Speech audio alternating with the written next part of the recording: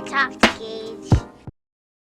What's up everyone, this is Engage here and welcome back to another video. So I don't know how long or short this video is going to be.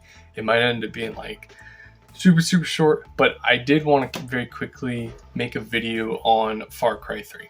So I had always heard a lot about this game growing up as a kid. Obviously I never played it as a kid as the game is pretty dark and mature, but it was something I always heard a lot about and I was somewhat interested in it, especially because it was an open world game, and you know, when I was younger I was much more into that design in pretty much any game. So I ended up playing it.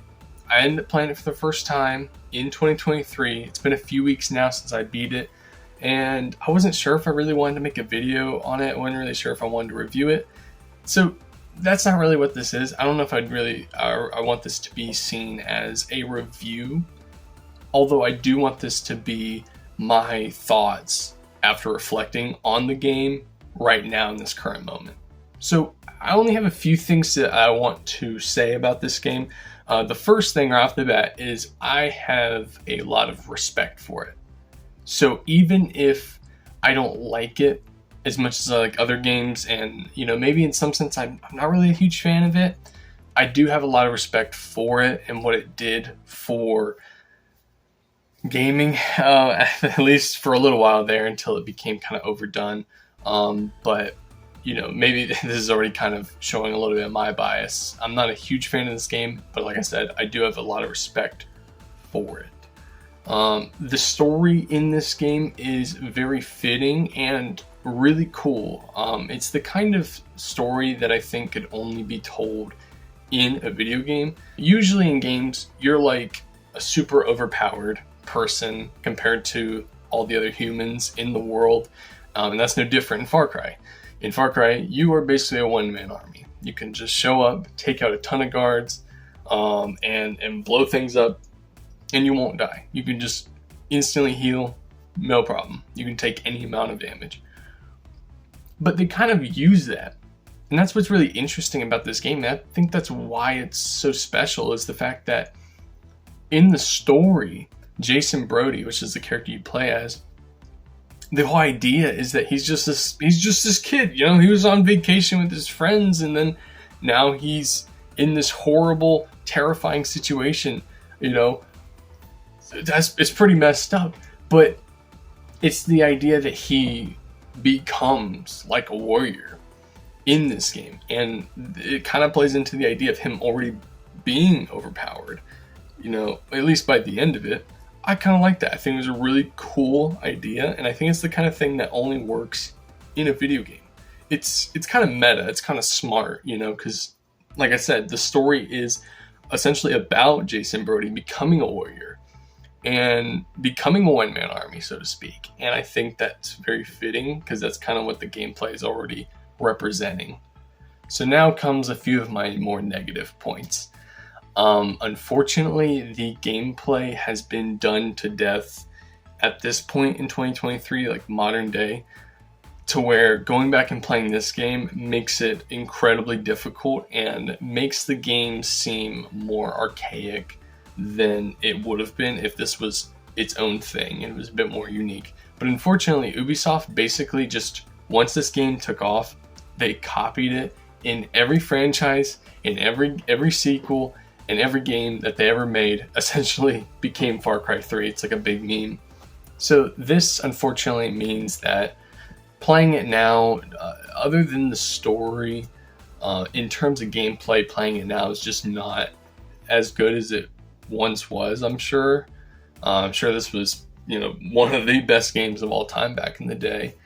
And I totally see why, but with the kind of checklist approach to gameplay, it ends up making the game feel like a chore to play.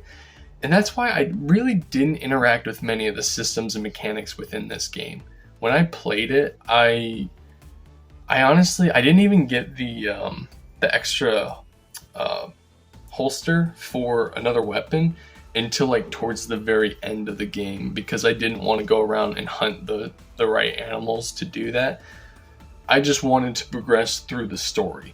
That's basically all I did when I played this game. I didn't interact with the open world very much at all, and a lot of the mechanics within it. I basically just progressed the story.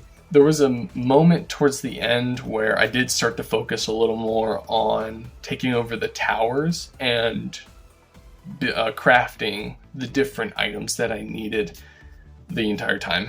So like towards the end I was able to use multiple weapons, but this is definitely, these opinions of mine are definitely coming from a place of pretty much just the story. Story's the part that's interesting and I like it. It's meta, and it's smart. I really do like the creativity that they brought to the table with this game and its writing. So yeah, the villain Voss is just as terrifying as I expected him to be. Of course, he's pretty iconic. Did I ever tell you what the definition of insanity is? Insanity is doing the exact same thing over and over again, expecting to change. That is crazy. And whenever people think of Far Cry, they picture his face. Absolutely terrifying. And I think as a flagship villain to start out, the Far Cry series' identity of having strong villains, he was pretty good to start out. And yeah, I really don't have much more to say about the game. I mean, I don't have nostalgia for it, so this is kind of a nostalgia-free take on this game. Overall, I would say that if you watching this have never played it before and it interests you at all, give it a shot. If you're a fan of later Far Cry games, I'd say for sure, check this one out. You'll probably really like it. But overall, I'd say it's a maybe. It's a maybe if you want to play it in 2023. I enjoyed it overall. I'm glad to have experienced it as kind of a part of gaming history, because I know it was a bigger deal back in the day, and I've always been curious to check it out. But I would say mainly just play it for the story. If the open world just doesn't interest you at all and you just don't care about all the checklists that are in the game, making it feel like a part-time job, I'd say just avoid all that and instead just focus on the story, which I think is this game's strongest asset. So yeah, those are my basic thoughts on this game. It's pretty much everything I wanted to say about it. Overall, it's pretty cool.